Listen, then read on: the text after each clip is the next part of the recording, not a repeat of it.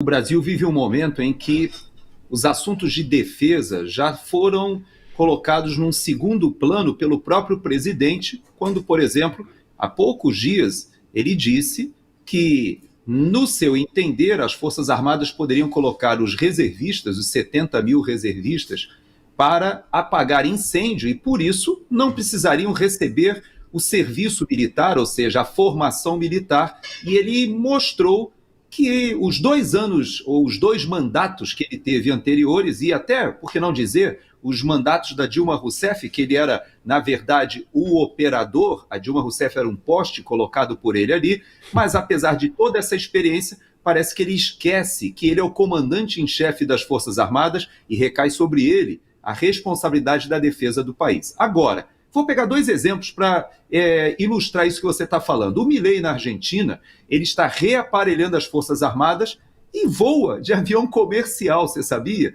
O Milei, quando vai nos compromissos internacionais, ele voa em aviões comerciais e, no entanto, fez um grande contrato agora de aquisição de F-16, está aderindo a uma série de tratados que possam modernizar suas Forças Armadas. As Forças Armadas da Argentina sofreram por causa desse ressentimento que houve desde o período ali das Malvinas e da esquerda no poder. Lá eles estão num outro momento. E vou dar um segundo exemplo, que foi aqui dos Estados Unidos. Aqui é a potência hegemônica, tem dinheiro para tudo que é lado. Mas quando o Donald Trump foi criar a Força Espacial, houve uma briga na Força Aérea, Paulo, sabe por quê? Porque o medo da Força Aérea era, já que parte da Força Aérea poderia optar por integrar a Força Espacial, os recursos orçamentários seriam divididos. Então a própria Força Aérea ficou preocupada. Isso acontece no Brasil.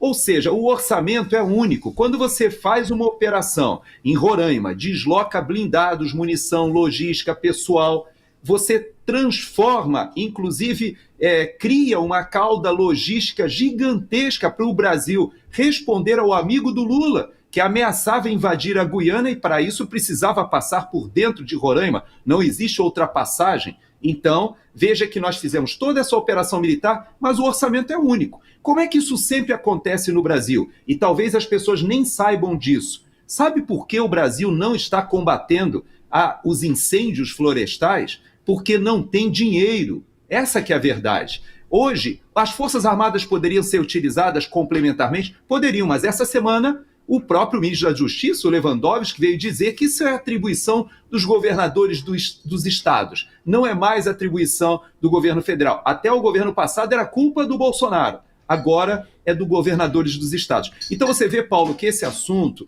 quando você prioriza a compra de uma aeronave, quando você tem o exemplo do Milei, que voa de avião comercial para priorizar os investimentos nas Forças Armadas. Ou no próprios Estados Unidos, quando eles percebem que, apesar de ricos, o orçamento é limitado, você precisa de estratégia para você manter a sua Força Aérea funcionando, nós temos no Brasil tantas prioridades. O KC-390, que é um avião fantástico, que é considerado o melhor avião cargueiro da sua categoria, ele não está sendo comprado até mesmo pela Força Aérea Brasileira por falta de dinheiro. E como é que a gente vai vender para os outros se nós mesmos não honramos os contratos que nós temos? Então você veja que esse assunto da indústria de defesa é super sensível e não é só uma questão de comprar um avião para que ele possa passear. No passado, ele levava a Rosemary Noronha para algumas viagens ali muito discutíveis. Agora tem a Janja, que faz outras exigências.